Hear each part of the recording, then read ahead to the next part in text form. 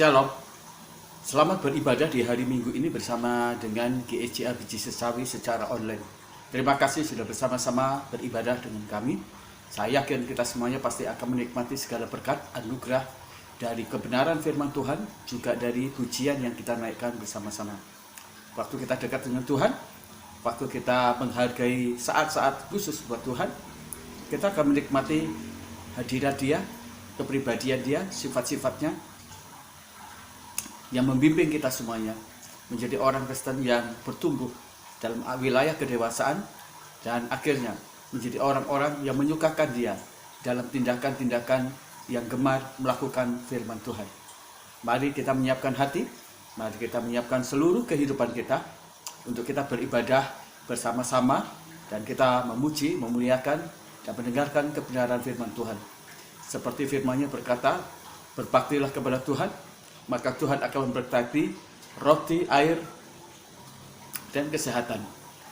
Kiranya Tuhan terus menyatakan segala anugerah dan kebaikannya bagi kita. Selamat pagi.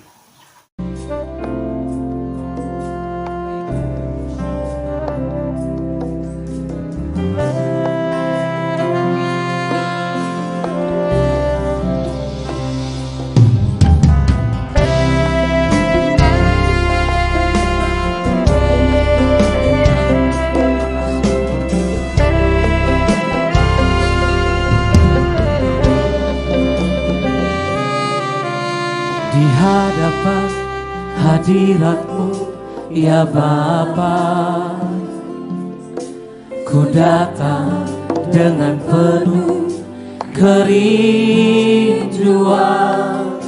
Di hadapan hadirat-Mu, ya Bapa, segala keangkuhanku hilang. Ku sembahkan, ya Bapa, ku sembahkan, ya Tuhan, ku tinggikan nama-Mu Yesus dalam hidupku selalu. Kami datang di hadapan hadirat-Mu ya Tuhan. Terima kasih Tuhan.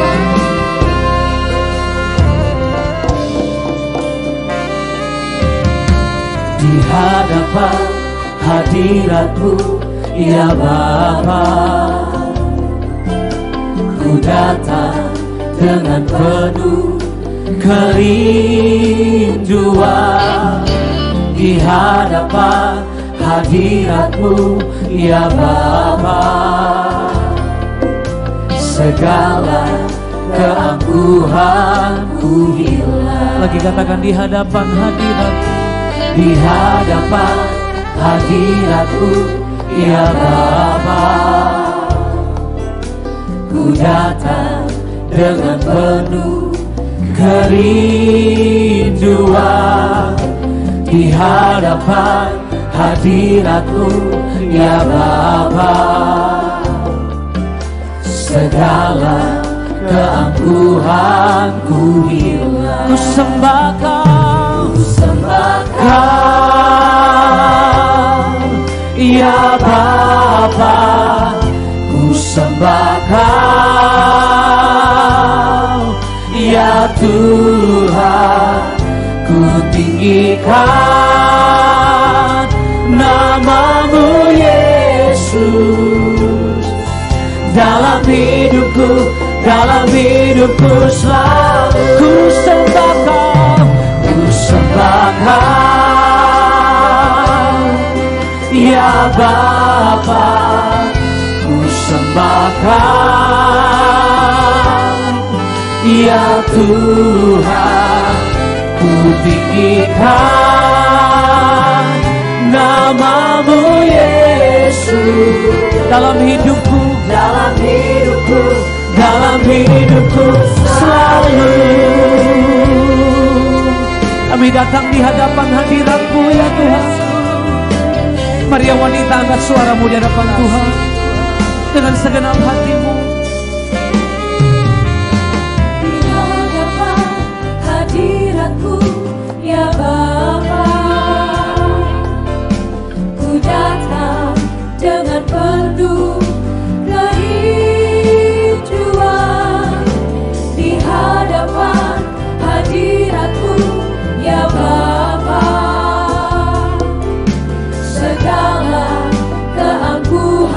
Mari kanten yang pria, katakan di hadapan hadiratmu, di hadapan hadiratmu, ya Bapa.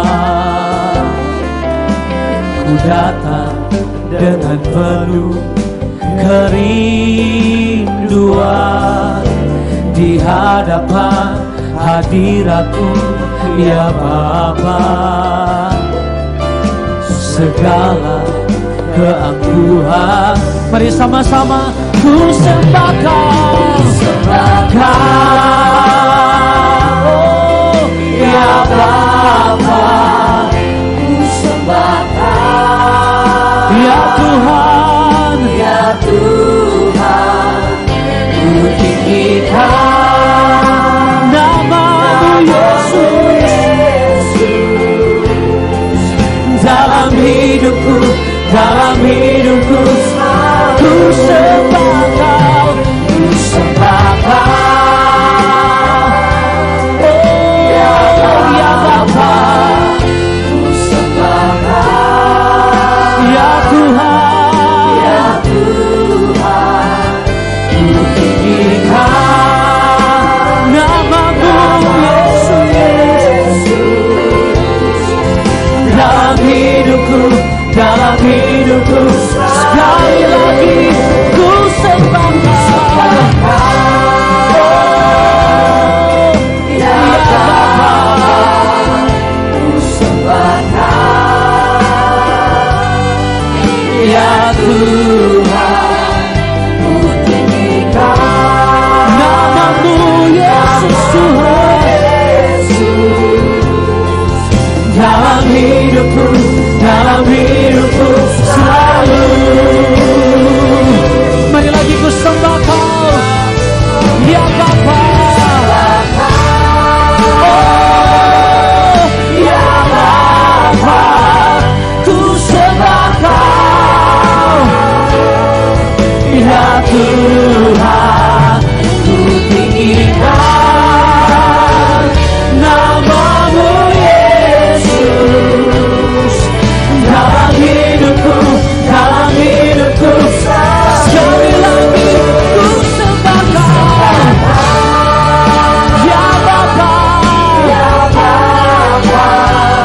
Ku sembah Kau, ya Tuhan.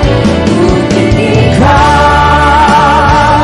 nama-Mu Yesus dalam hidupku, dalam hidupku selalu. Di dalam hidupku, dalam hidupku, dalam hidupku selalu. Di dalam hidupku, dalam hidupku, dalam hidupku selalu.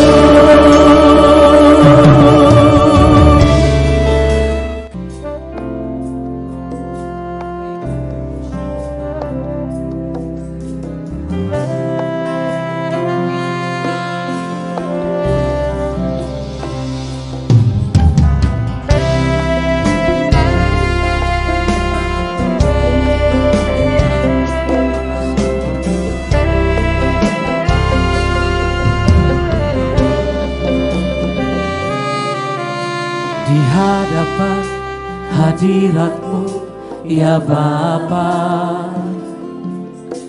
Ku datang dengan penuh kerinduan di hadapan hadirat-Mu, ya Bapa. Segala keangkuhanku hilang, ku sembah Kau, ya Bapa. Ku sembah Kau, ya Tuhan. Ku tinggikan nama-Mu Yesus dalam hidupku, dalam hidupku selalu. Kami datang di hadapan hadirat-Mu ya Tuhan. Terima kasih Tuhan.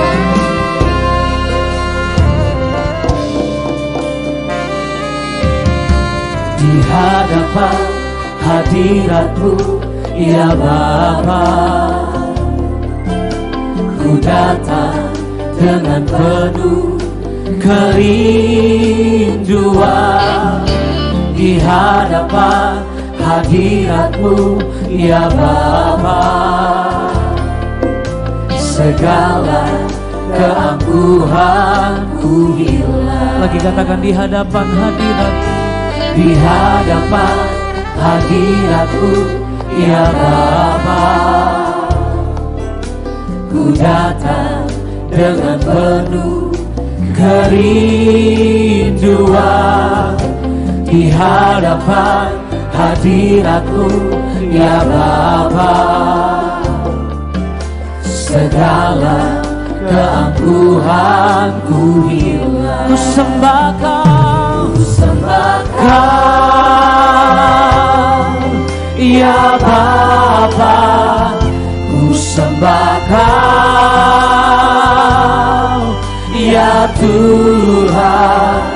Ku tinggikan nama-Mu Yesus. Dalam hidupku selalu ku sembah Kau, ya Bapa.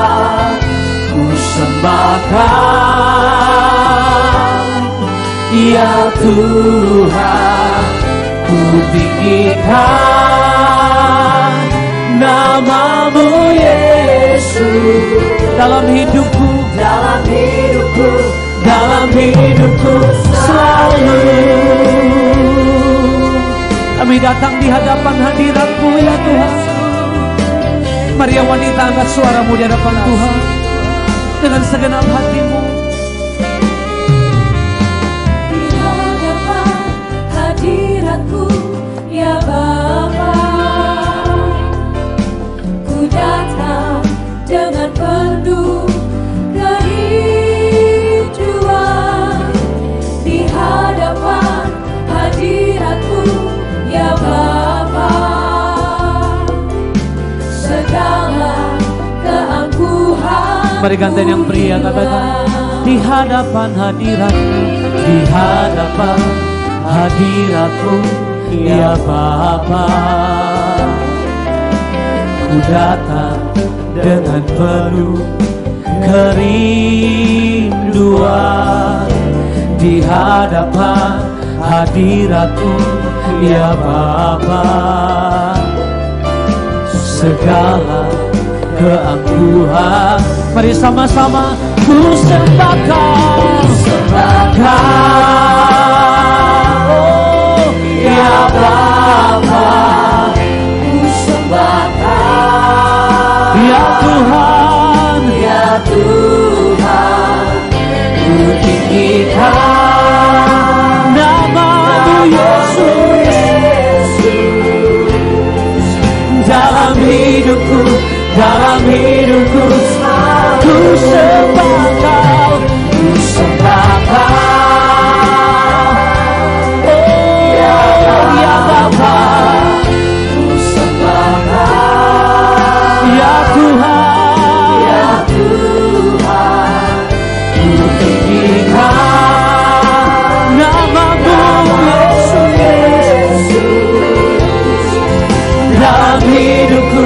Dalam hidupku sekali lagi ku sembah Kau, oh, ya Bapa.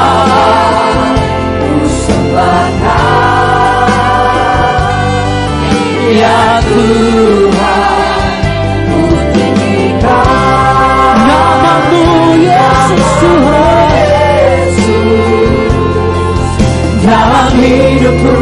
Dalam hidupku selalu.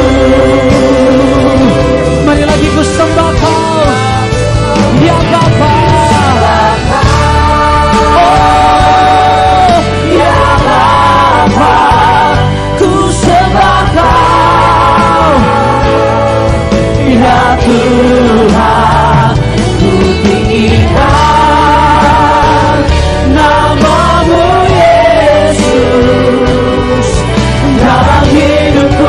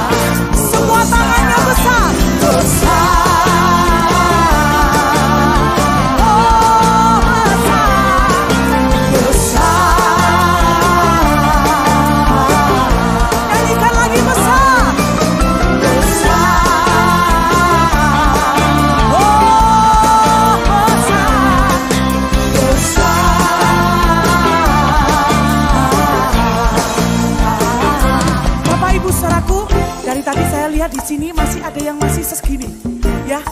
Bapak Ibu saudara percaya waktu kita memperkatakan firman itu masuk ke dalam pikiran kita.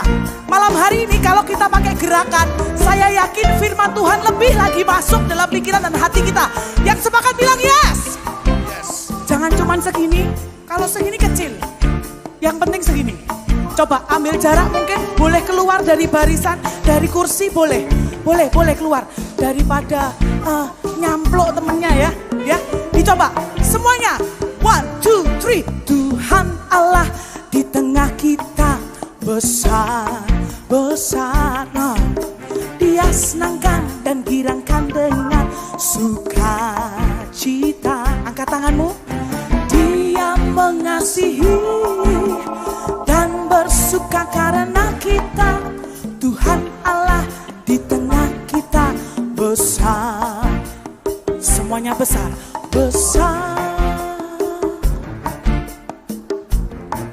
Lagi besar. Kalau perlu sampai bawah Bapak Ibu saudaraku, besar lagi besar. Besar.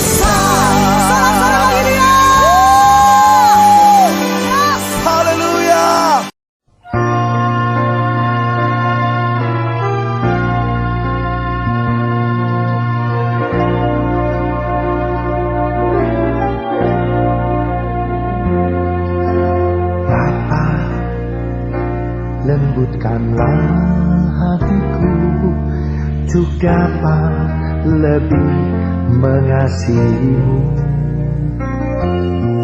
Bapa, bentuklah diriku untuk dapat menjadi saksimu dan mengerti rencanamu di dalam hidupku. Jadikan aku semakin indah di hadapanmu. Terima kasih Yesusku, terima kasih Yesusku. Puji syukur hanya bagi Tuhanku. Terima kasih Yesusku, terima kasih Yesusku. Puji syukur hanya bagi Tuhanku.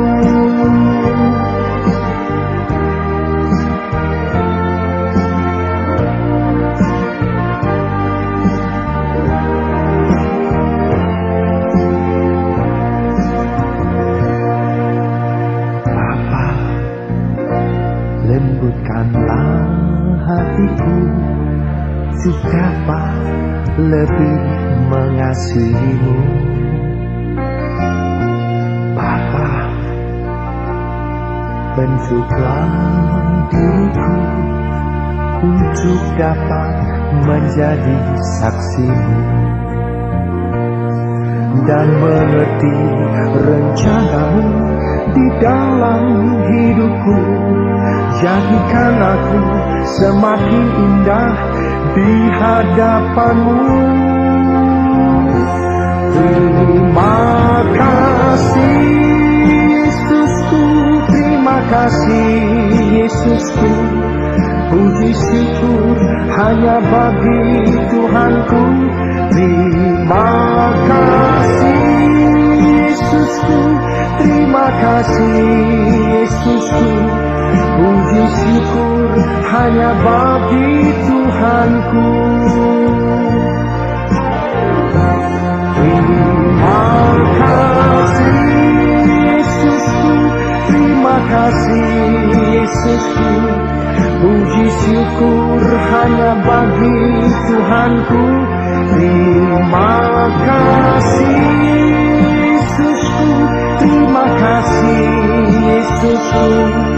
Puji syukur hanya bagi Tuhanku. Puji syukur hanya bagi Tuhanku. Puji syukur hanya bagi Tuhanku.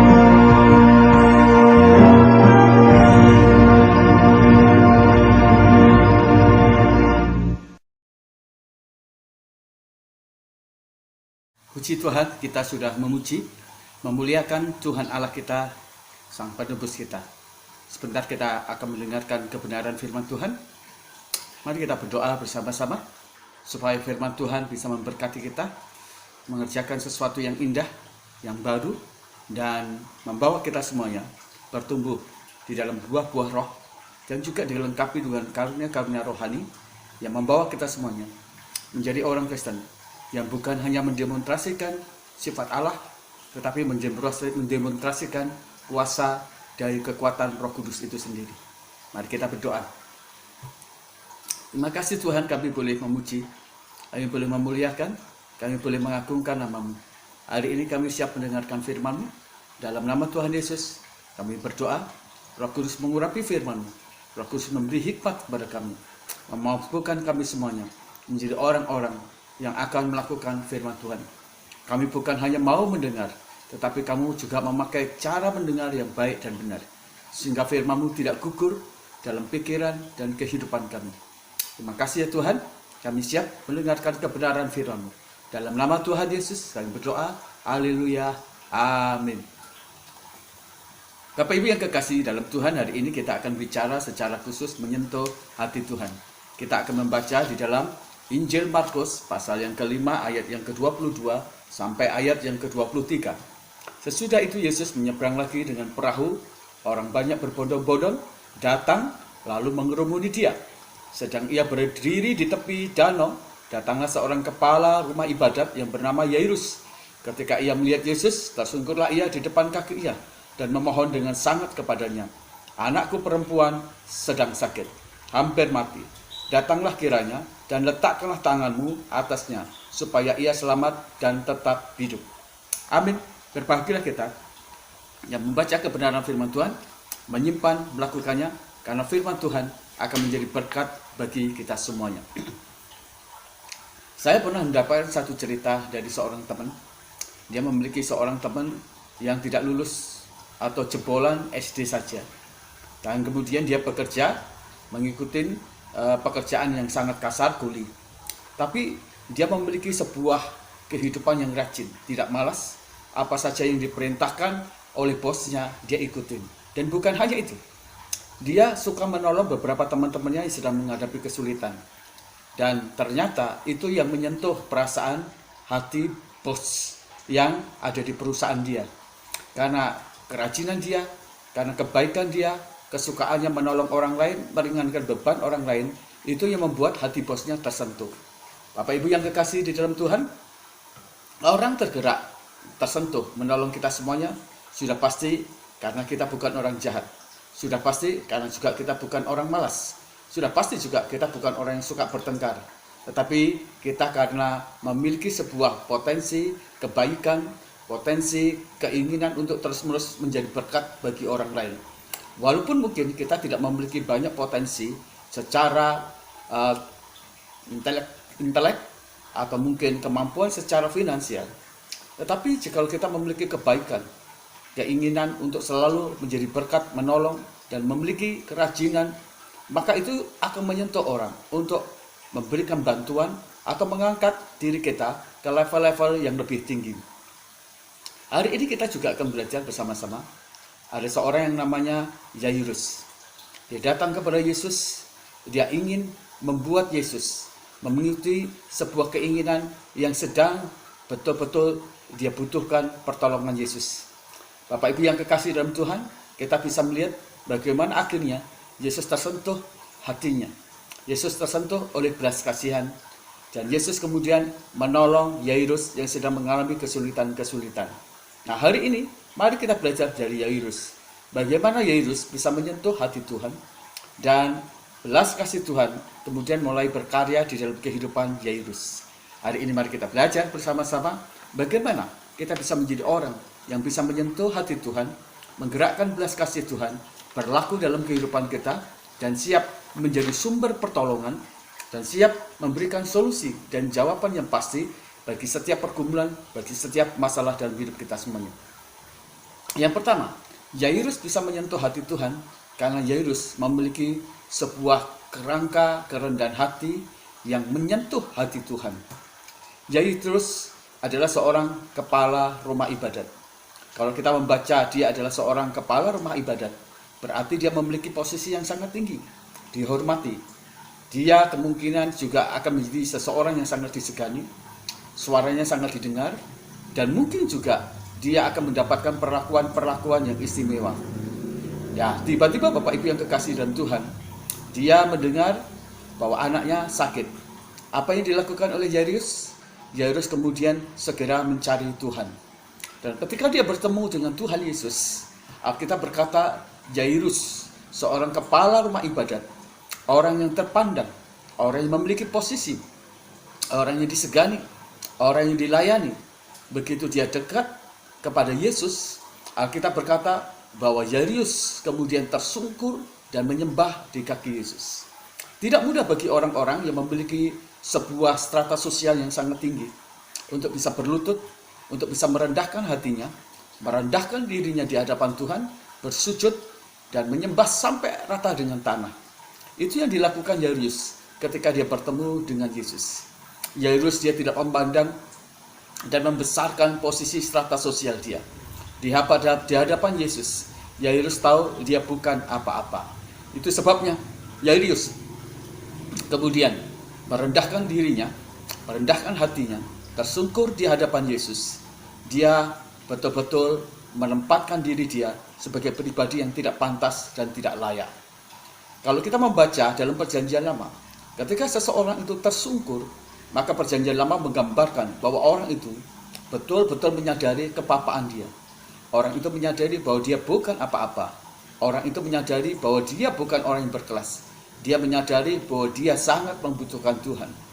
Kalau kita merendahkan hati kita, merendahkan diri kita di hadapan Tuhan, tersungkur menyembah, orang itu mengakui bahwa kedaulatan Tuhan itu jauh lebih tinggi dibandingkan posisi strata sosial dia, atau harta yang dia punyai, atau kedudukan yang dia punyai, atau segala kepopuleran yang dia punyai.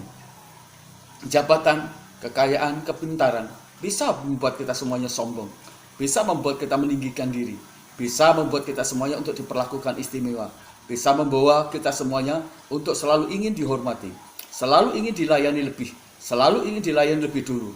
Tapi Yairus tidak demikian. Yairus dalam posisi yang sangat tinggi, Yairus dalam posisi yang sangat-sangat hebat, tapi dia mau merendahkan hatinya, mau merendahkan dirinya, tersungkur di hadapan Tuhan, mengakui kedaulatan Tuhan, menyadari kepapaan dia, menyadari bahwa Yesus itu jauh lebih tinggi secara posisi, secara kepopuleran, secara kuasa. Dalam segala aspek, Yairus tahu bahwa Tuhan Yesus itu sangat lebih tinggi dibandingkan dia.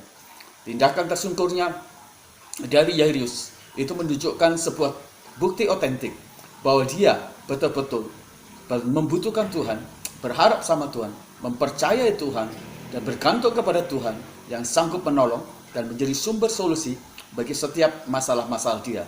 Saya ingat ketika orang Majus dalam kisah kelahiran Yesus, dia adalah orang berkata orang Majus adalah orang-orang yang sangat cendekiawan, pintar, cerdas, mumpuni, memiliki kemampuan-kemampuan keterampilan astronomi. Dia adalah orang-orang yang sangat dibutuhkan, dicari kebijaksanaan dia. Mereka juga adalah orang-orang yang sangat kaya. Beberapa penafsir mengatakan bahwa mereka adalah bekas atau mantan raja.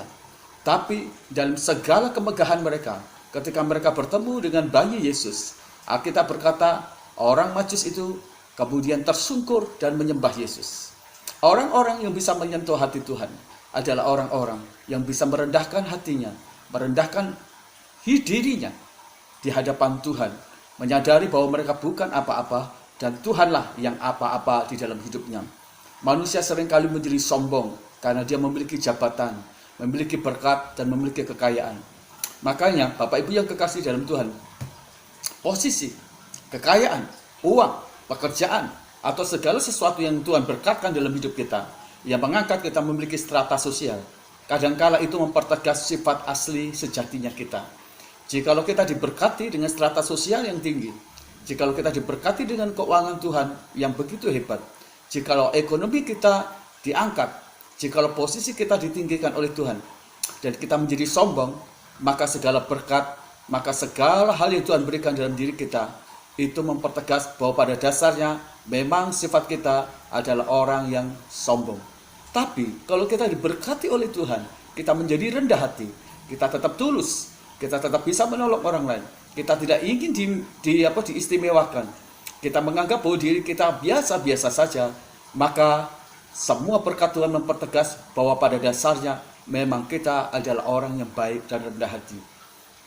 Yairus lebih memilih mencari Yesus sendirian. Dia tidak mengutus bawahannya. Bisa saja dalam segala posisi dia sebagai seorang kepala rumah ibadat, dia bisa memerintahkan anak buahnya. Tetapi Yairus tidak demikian. Dia tahu bahwa dia sedang mencari pribadi yang sangat unggul, lebih unggul dari dia. Dia tahu bahwa Yesus adalah Mesias, Tuhan. Maka ketika dia membutuhkannya, baik untuk keselamatan keluarga atau anak dia yang hadir. Dia yang mencari. Dia tidak memikirkan tentang siapa diri dia, posisi dia, bagaimana dia dihormati. Tapi Yairus dengan segenap hatinya, dengan kerendahan hatinya, mencari Yesus, mendapatkan Yesus, tersungkur, rata dengan tanah, mengotori baju-baju kemuliaan dia. Bahkan akhirnya dia menyadari bahwa Yesus adalah pribadi yang sangat penting dalam kehidupan dia dan kehidupan anaknya. Kesombongan selalu menjadi tembok penghambat, penghalang bagi kita semuanya untuk melihat mujizat Tuhan. Kesombongan akan selalu menjadi penghancur bagi kita semuanya. Termasuk bukan hanya nanti berkaitan dengan mungkin berkat-berkat, tetapi juga kita tidak akan menikmati semua jawaban-jawaban dari permintaan atau doa-doa kita semuanya. Yairus, dia menyentuh hati Tuhan, menyentuh belas kasih Tuhan dengan cara dia membangun kerendahan hati sehingga Tuhan tersentuh. Tuhan betul-betul berbelas kasihan dalam hidupnya. Kepada orang-orang yang rendah hati, maka Tuhan bekerja. Mazmur katakan, hati yang remuk redam, disitulah Tuhan akan menjadi penolong bagi mereka semuanya. Tuhan tidak akan pernah bisa bekerja kepada orang-orang yang sombong.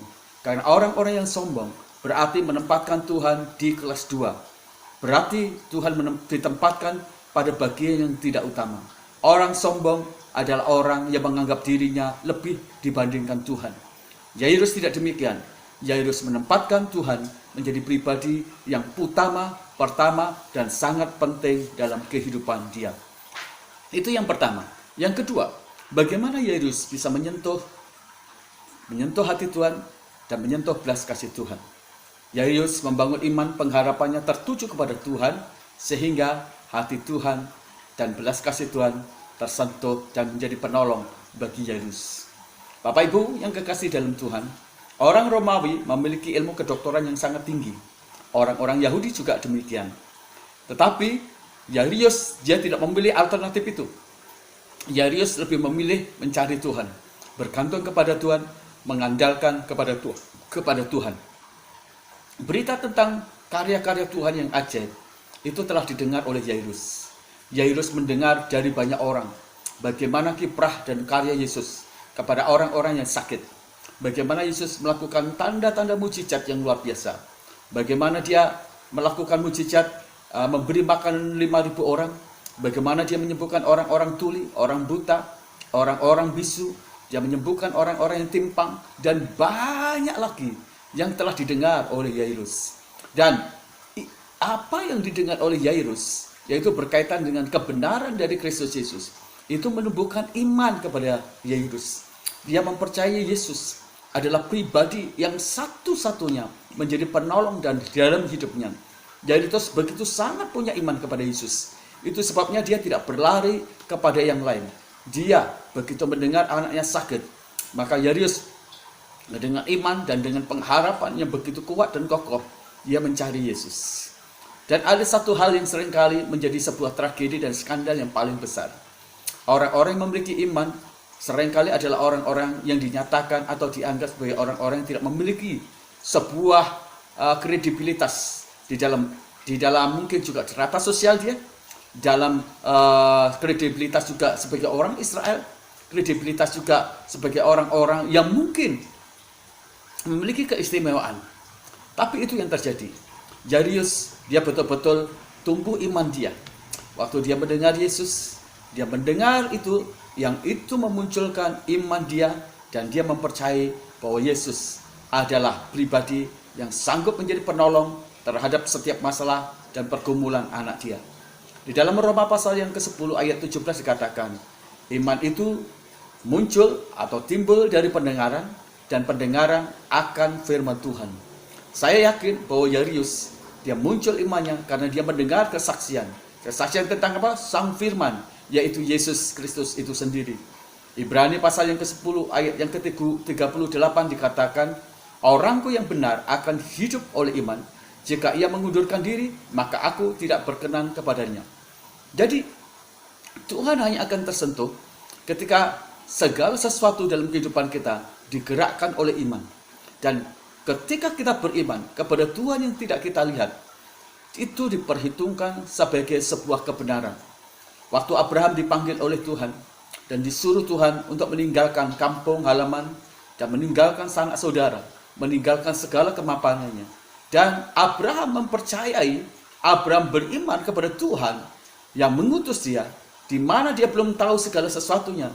Dan iman Abraham betul-betul kemudian muncul secara luar biasa. Dia tinggalkan kota dia, tempat kelahiran dia, sanak saudaranya, segala sesuatu yang mapan. Alkitab berkata, apa yang dilakukan oleh iman Abraham dipandang sebagai kebenaran. Dan itu yang menyentuh hati Tuhan. Ya, Bapak Ibu yang kekasih dalam Tuhan, kalau kita punya pergumulan, kalau kita punya masalah, Tuhan hanya akan tersentuh, belas kasih-Nya akan tersentuh ketika kita memiliki iman yang yakin, teguh, dan sungguh-sungguh kepada Dia. Maka itu yang akan menggerakkan hati Tuhan dalam belas kasihannya menjadi penolong bagi kita semuanya. Ibrani pasal yang ke-10 ayat yang ke-35 dikatakan di sana, jangan lepaskan imanmu karena besar upah yang menantimu. Orang-orang yang hidup dikendalikan, digerakkan oleh iman, orang itu pasti akan mendapatkan upahnya. Tapi orang yang tidak beriman, orang itu tidak akan mendapatkan apa-apa.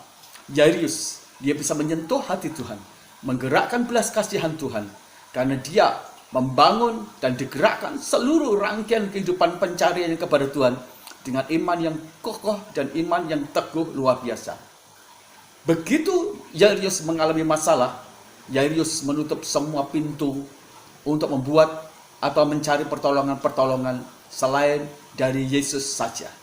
Jairus menutup pintu-pintu kesempatan untuk dia minta tolong, tetapi dia hanya membuka satu pintu, yaitu Tuhan Yesus.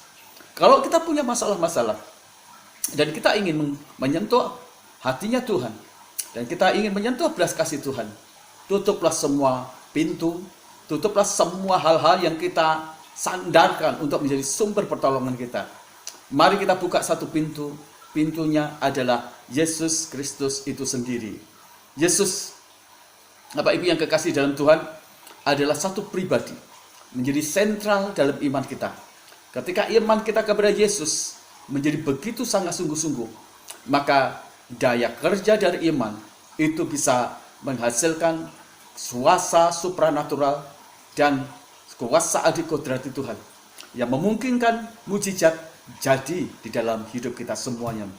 Pada waktu Yesus akan berjalan, Bapak Ibu yang kekasih dalam Tuhan, ada orang yang berkata kepada Jairus bahwa anaknya sudah mati.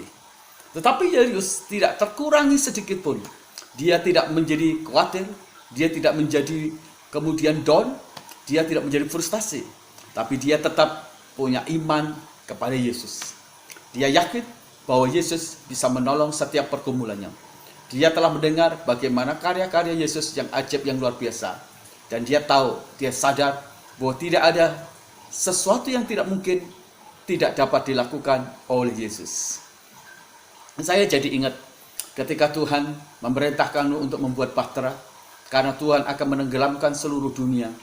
Tuhan tidak berbicara kepada Nuh untuk membuat banyak pintu atau banyak jendela-jendela. Tuhan hanya ingin Nuh membuat satu pintu yang tengadah di atas.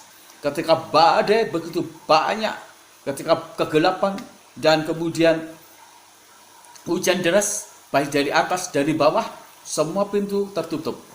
Dan pada waktu Tuhan berbicara kepada Nuh untuk membuka tingkap pintu itu, pintunya hanya satu menghadap ke atas. Pada waktu badai, tutuplah semua pintu dan bukalah satu pintu untuk Tuhan saja. Mari kita menghadap Tuhan ke atas. Jikalau samping kanan, samping kiri, jikalau di depan dan di belakang serba buntu, ingatlah, masih ada satu pintu menghadap ke atas. Dialah Tuhan Yesus menjadi sumber pertolongan bagi kita semuanya. Kalau kita punya masalah, apapun keberadaan masalah-masalah dalam hidupmu, ingatlah, kita bisa menyentuh dan menggerakkan belas kasih Tuhan hanya dengan kita punya iman kepada Kristus Yesus, mempercayai Kristus Yesus. Maka itu yang akan kita melihat bagaimana hati Tuhan tergerak dan kemudian Dia dengan belas kasihannya menjadi penolong bagi kita semuanya. Dan yang ketiga, bagaimana Yairus bisa menyentuh dan menggerakkan belas kasih Tuhan. Yang ketiga, Yairus digerakkan dengan kasih yang sangat dalam. Yang itu yang membuat hati Tuhan tersentuh dan ia tergerak dengan belas kasihan. Yairus dikenal sebagai seorang pejabat yang penuh dengan belas kasihan. Ia melakukan begitu banyak kemurahan. Ia suka menolong. Ia ramah kepada banyak orang. Ia suka dekat dengan beberapa orang-orang yang susah. Kadangkala kita lupa pada waktu kita masih miskin, kita sangat dekat dengan orang. Tapi begitu kita kaya, kita mengalami sebuah kesombongan secara sosial. Kita tidak mau bergaul dengan orang. Kita menjadi pelit, menjadi kikir. Beberapa ahli-ahli psikologi, mereka berkata, seringkali orang menjadi kaya, orang itu sering menjadi lebih kikir, lebih susah, hitung-hitungan dalam kemurahan hati. Pada waktu miskin, orang bisa bermurah hati, tapi pada waktu kaya, orang bisa menjadi kikir dan pelit luar biasa. Orang menutup dirinya. Orang tidak mau disusahkan oleh orang lain. Tapi Yairus tidak demikian.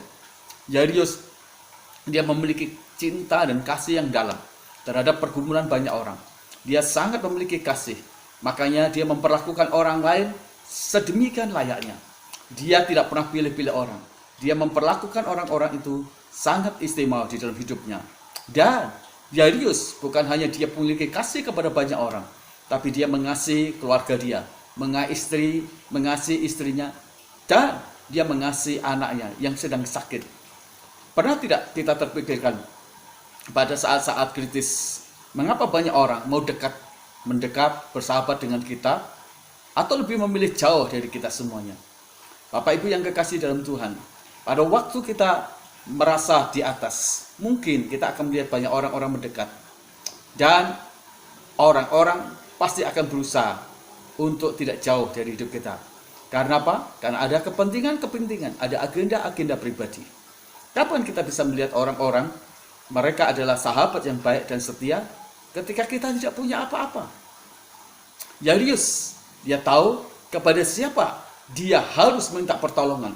Bukan kepada orang-orang, tapi kepada Yesus yang penuh dengan cinta kasih yang dalam. Yesus adalah pribadi yang tidak pernah memilih-milih untuk menyelamatkan, untuk menjadi penolong. Siapapun juga, orang kaya, orang miskin, orang sehat, orang sakit, orang yang berpendidikan, orang yang tidak berpendidikan, semua dalam kerangka pemikiran-pemikiran Yesus yang digerakkan oleh kasih, dia pasti akan menolong. Kadangkala ada begitu banyak hal-hal yang membuat kita tidak bisa membuat orang lain menjadi penolong, tersentuh hatinya. Ketika kita punya pergumulan, ketika kita punya masalah, kadang-kala kita sendiri yang menyebabkan orang tidak tergerak hatinya dan memiliki belas kasihan untuk menjadi penolong. Kenapa? Karena kita terkenal menjadi orang yang judes. Kita dikenal sebagai orang yang suka iri, dengki. Kita dikenal sebagai orang yang suka bertengkar. Kita dikenal sebagai orang penggosip. Kita dikenal sebagai seorang yang tidak baik. Itu sebabnya tidak mudah orang tersentuh hatinya ketika kita punya masalah untuk menolong kita semuanya. Coba bayangkan kalau kita seperti Yairus. Kita memiliki kasih yang begitu baik, yang dalam, tidak pernah pandang bulu.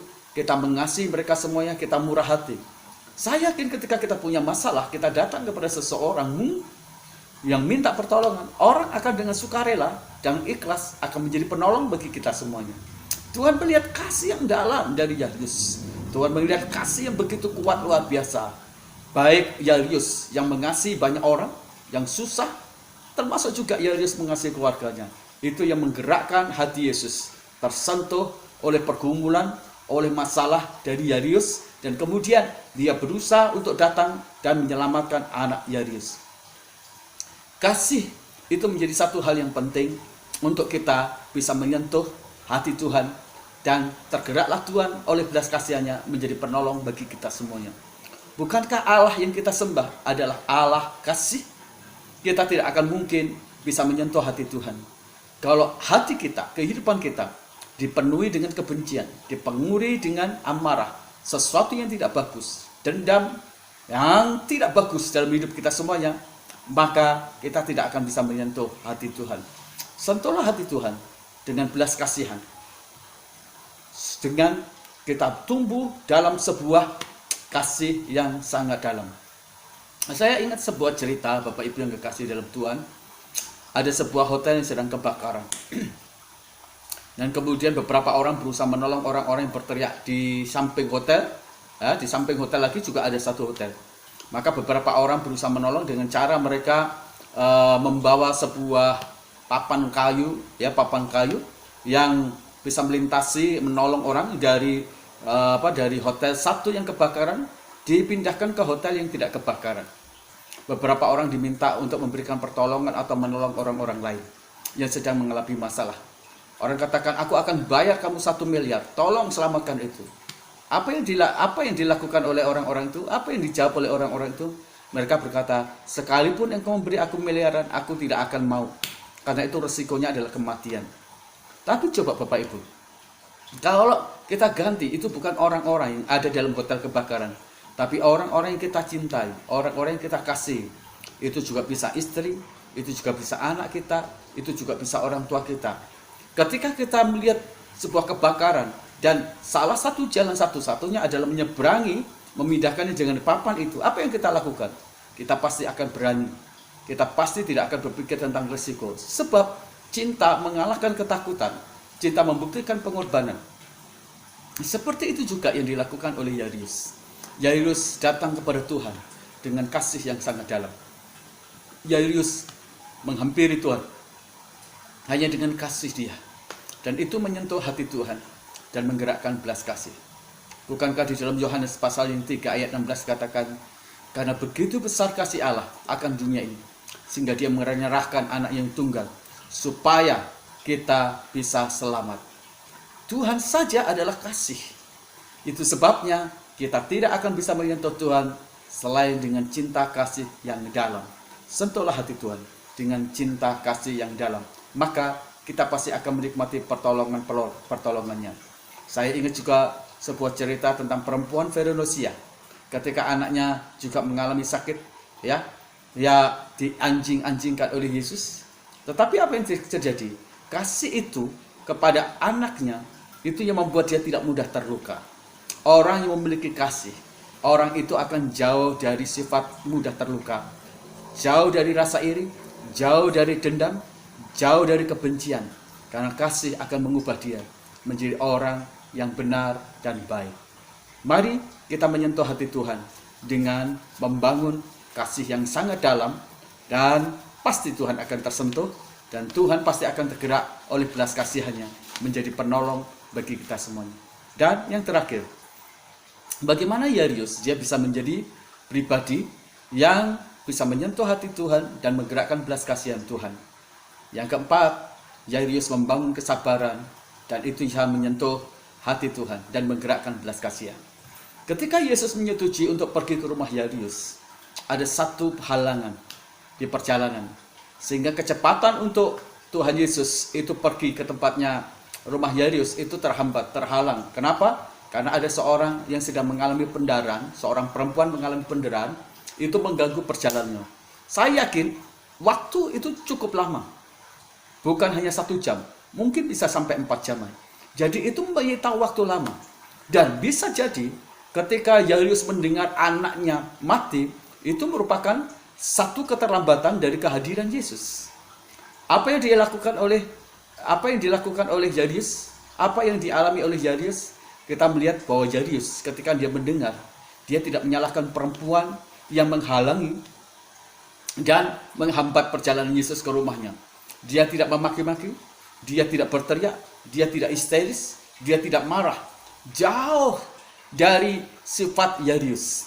Yairus menunjukkan bahwa dia begitu sangat sabar. Dia tenang dalam segala situasi pikirannya, dia bisa menguasai dirinya. Dan itu yang luar biasa. Yairus, dia bisa menyentuh hati Tuhan dengan kesabaran. Ketika diuji perjalanannya terhambat oleh seseorang, Yairus tidak marah. Dia tetap menunggu, dia tetap tenang, dia tunggu Yesus menyembuhkan perempuan itu, baru dia kemudian berjalan. Ini luar biasa. Kesabaran itu menjadi satu pintu bagi kita semuanya. Bukan hanya melihat kebaikan-kebaikan, bukan hanya melihat promosi, tapi melihat pertolongan Tuhan yang luar biasa. Kesabaran menjadi sesuatu yang penting.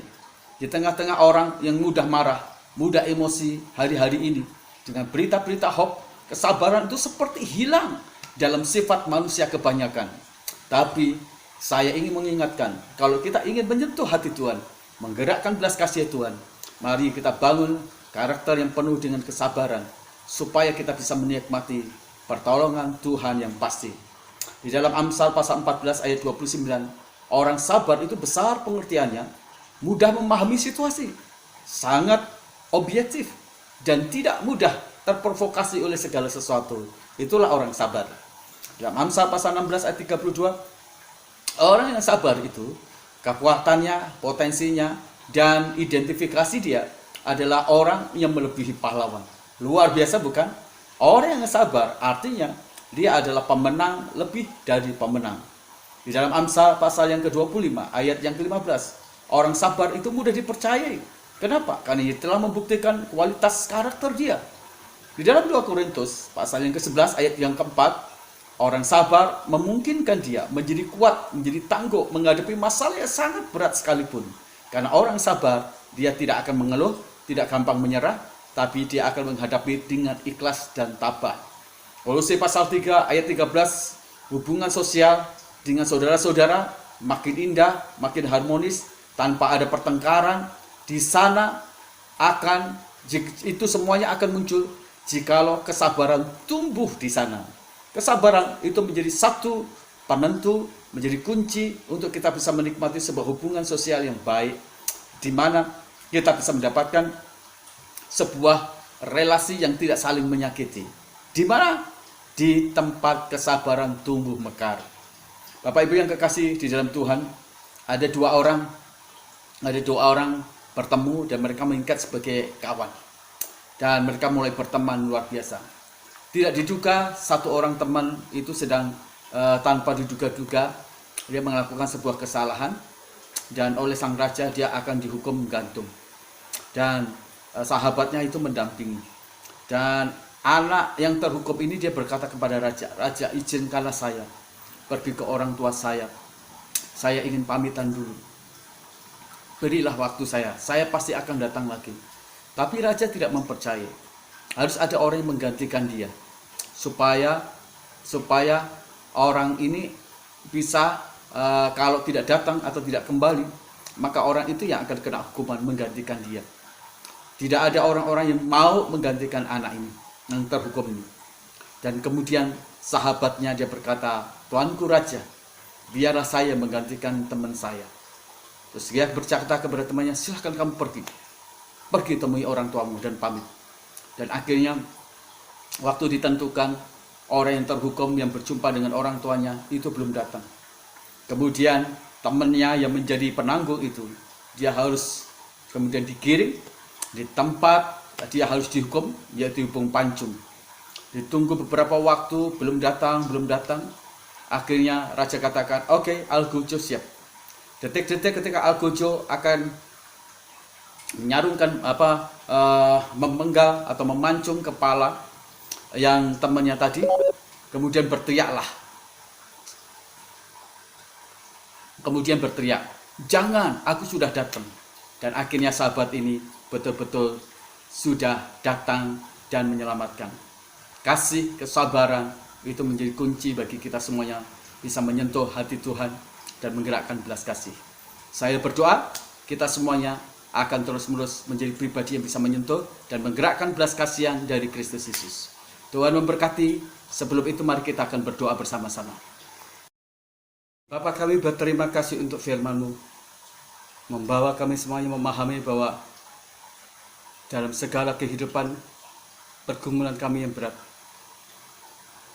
biarlah kami bergerak menyentuh hati-Mu, sehingga belas kasih-Mu menjadi penolong bagi kami semuanya. Terima kasih untuk firman yang memberkati kami. Biarlah kami menjadi seperti Yalius, yang bisa menyentuh hati Tuhan dan menggerakkan balas kasih Tuhan, menjadi sumber pertolongan bagi kami semuanya. Kami berdoa buat bangsa dan negara kami. Berkati bangsa dan negara kami, lawat dengan Roh Kudus-Mu, supaya banyak jiwa-jiwa yang diselamatkan. Berkati Presiden kami Jokowi, beri hikmat marifat untuk menjadi pemimpin bagi bangsa kami, memerintah dengan bijaksana, mengambil keputusan-keputusan yang betul-betul berpihak kepada rakyat semuanya, tanpa memandang ras, golongan, dan agama. Engkau memberkati relasi-relasi kementerian, jajaran militer, anggota DPR dan MPR, dan semua yang bersinergi dengan pemerintahan kami, sehingga Indonesia menjadi negara yang aman, makmur, sejahtera. Berdoa untuk anasir-anasir yang berusaha untuk merancangkan hal yang jahat, baik itu dari ekstrem kiri, ekstrem kanan. Kami patahkan semua rancangan jahat, dan Tuhan menjagai bangsa kami menjadi bangsa yang tetap unggul, menjadi bangsa yang tetap merdeka. Memberkati kota kami Cipanas, memberkati bupati, camat, kepala desa, lurah, RW, RT, berkati para pemimpin kami untuk menjadi pemimpin yang mengayomi dan melayani kami, sehingga kami mendapatkan manfaat dari kepemimpinan orang-orang yang Tuhan pilih. Berkati ekonomi di kota kami, baik itu agrowisata, perhotelan, niaga, perikanan, perkebunan, pertanian, dan peternakan. Tuhan yang Kau memberkati. Memberkati para sponsor yang memberkati gereja kami, mereka yang digerakkan untuk membantu operasional gereja kami, mereka yang membantu Tuhan juga untuk kami bisa ibadah di hotel. Berkati berlipat kali ganda, berkati dengan berkat ekonomi, keuangan, transaksi jual belinya. Berkati juga Tuhan kekuatan kesehatannya, anak-anak, putra-putrinya, dan masa depan mereka. Tuhan memberkati yayasan-yayasan juga yang menjadi berkat bagi beasiswa anak-anak kami sekolah. Berkati. Berdoa untuk seseorang yang Tuhan ingin memberikan dan membangun gereja buat kami. Tuhan, Engkau berkati. Terima kasih. Berdoa juga Tuhan untuk pergumulan jemaat-jemaat kami di bidang ekonomi. Mereka yang memiliki garment, Tuhan Engkau memberkati. Transaksi jual belinya bisa lancar. Tuhan, tender-tendernya bisa muncul lagi, sehingga keuangannya dipulihkan, bisnis, perusahaan, pabriknya bisa dipulihkan. Berkati dia bisa menjadi berkat bagi banyak gereja, banyak hamba-hamba Tuhan. Tuhan pakai luar biasa. Berkati masa depannya dan masa depan keturunannya. Berkati kekuatan kesehatannya. Berkati juga jemaat-jemaat kami yang baru berusaha, baru merintis. Tuhan Engkau berkati. Mereka yang menjadi karyawan, Tuhan Engkau berkati. Berkati berlimpah-limpah. Apa saja yang dikerjakan oleh jemaat kami, tangan Tuhan memberkatinya. Berkati pergumulan-pergumulan jemaat kami sedang sakit. Tak kami sebutkan satu persatu, tapi Engkau jamah, Engkau lawat, sehingga mereka semuanya mengalami kesembuhan yang datang dari Tuhan. Memberkati anak-anak sekolah minggu, remaja, pemuda, umum, umas, supaya mereka semuanya dilawat dan betul-betul menjadi cinta akan Tuhan, makin rohani, makin terus mengabdi kepada Tuhan. Biarlah mereka semuanya tumbuh dalam pengenalan yang dalam akan Tuhan dan kasih yang dalam akan Tuhan. Ikatan kasih mereka kepada Engkau tidak dapat dipecahkan oleh apapun juga. Terima kasih Bapa, kami juga berdoa secara khusus untuk pergumulan kami memiliki gedung, memiliki tanah yang dapat kami pakai untuk bisa pemelas pemuritan, ibadah, dan hal-hal yang lain Tuhan. Pekadaran-pekadaran Tuhan Engkau memberkati hotel Le Eminence yang kami pakai untuk ibadah. Tuhan Engkau berkati seluruh Tuhan struktural yang bekerja di sana. Tuhan Engkau memberkati berlipat kali ganda. Terima kasih, kami mengucap syukur untuk hari ini. Kami diberkati oleh firman-Mu. Terima kasih ya Tuhan. Akhirnya keluargaku yang kekasih dalam Tuhan, angkat kedua tangan-Mu dan terimalah berkat Tuhan.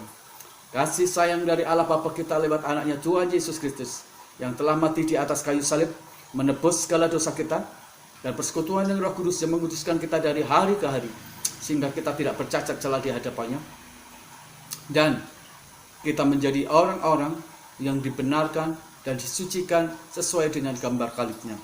Itulah sebabnya Tuhan memberkati keluargamu, Tuhan memberkati suamimu, Tuhan memberkati istrimu, memberkati anak-anakmu. Semua orang yang tinggal dalam keluargamu diberkati karena Engkau. Tuhan memberkati usahamu, apa saja yang dikerjakan oleh kedua tanganmu diberkati oleh Tuhan. Tuhan memberkati masa depanmu dan masa depan keturunanmu. Tuhan memberkati kesehatanmu. Keluar masukmu, engkau hanya bisa menemukan pintu berkat Tuhan saja.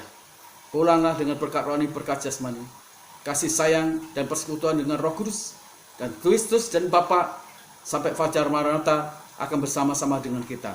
Pulang dan bagikan berkat itu supaya orang melihat Yesus yang ada di dalam dirimu, dan beritakanlah Injil, maka Tuhan akan menyatakan tanda-tanda ajaib. Dalam nama Tuhan Yesus kami berdoa. Haleluya. Amin. Ya, salam Bapak Ibu yang kekasih di dalam Tuhan. Senang bersama-sama dengan Bapak Ibu dalam ibadah online GSJA Biji Sesawi. Bagi jemaat-jemaat, jangan lupa memperhatikan persembahannya dan memberkati pelayanan-pelayanan kita supaya bisa bergerak lagi.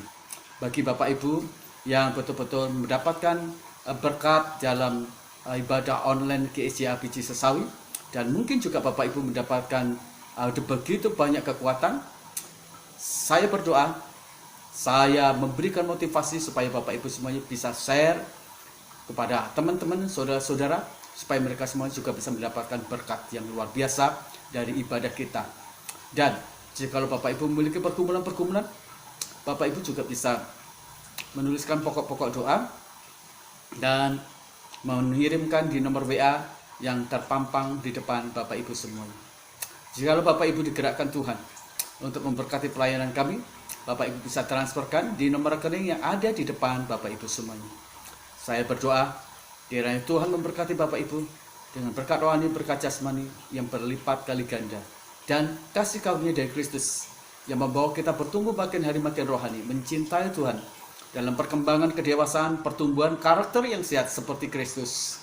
Itu akan terus-menerus menjadi bagian dari kehidupan kita. Dan ingat selalu saksikan dan beritakan Injil kepada siapapun juga, supaya mereka bisa mendapatkan berita bahagia, keselamatan dari Kristus. Tuhan memberkati kita semuanya.